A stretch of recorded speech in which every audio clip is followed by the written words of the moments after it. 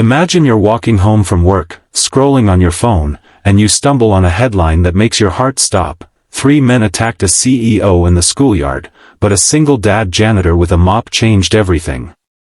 Sounds like a movie, right? But what if I told you this was real? Stick with me till the end because this story isn't just about danger, it's about courage, love, and how ordinary people can do extraordinary things. And trust me, you'll want to share this after watching. So before we dive in, don't forget to hit that like button and subscribe, because stories like this deserve to be told. It all started on a quiet Tuesday afternoon in a small-town high school. The janitor, Daniel, was finishing his rounds. He was a single dad in his late 30s, wearing his faded blue work uniform, pushing his mop bucket down the hallway. Life hadn't been kind to Daniel. He lost his wife to an illness 3 years ago, and since then, raising his 8-year-old daughter Emily had been his whole world. He didn't have much, but every day he showed up, sweeping classrooms, fixing leaks, and keeping the school safe. Most people never really noticed him, but the kids liked him because he always had a smile and sometimes a story to share. That day, though, something unusual was happening. A black SUV pulled into the schoolyard, and out stepped a man in an expensive suit, Mr. Collins, the CEO of a major company and the father of one of the students. His son had forgotten his science project, and Collins, despite his busy schedule, came personally to deliver it. No one expected danger. But in the shadows of the schoolyard, 3 men were waiting. They weren't students, and they weren't staff. They had been following the CEO for days, planning to confront him. What they wanted was money, power, and maybe even revenge. The moment Collins handed the project to his son and turned back toward his car, the men rushed him. One grabbed his arm, another shoved him against the wall, and the third reached into his jacket, pulling out something sharp. Students froze. Teachers screamed. Panic spread like wildfire. But who was going to step in? Daniel was in the hallway, close enough to hear the commotion. He looked out the window and saw the chaos, the CEO struggling, kids crying, teachers trying to pull everyone inside. And in that split second, something inside him snapped. He wasn't a cop, he wasn't a bodyguard, but he was a father.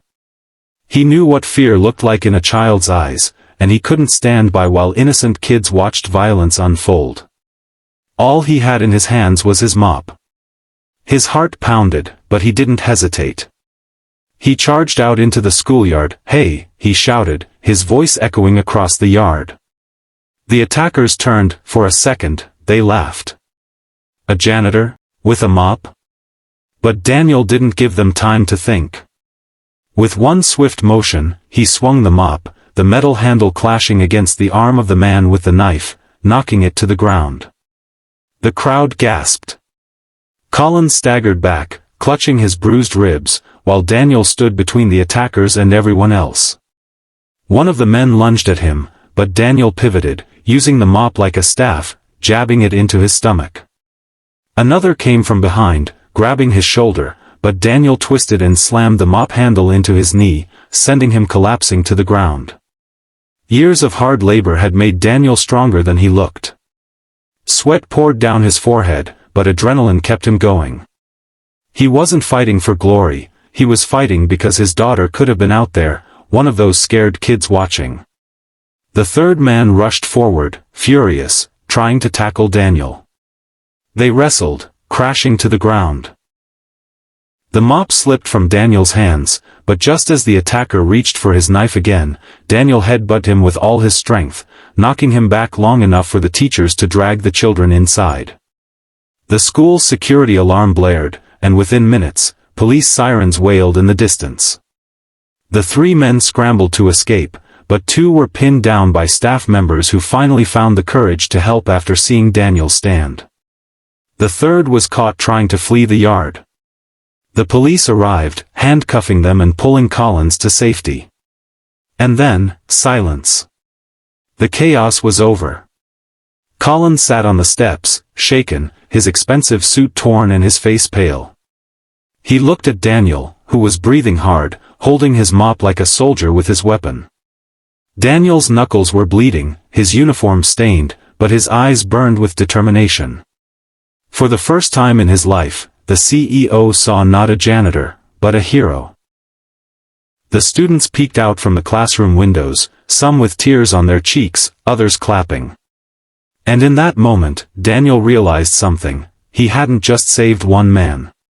He had shown every child there that courage doesn't come from titles or money, it comes from the heart.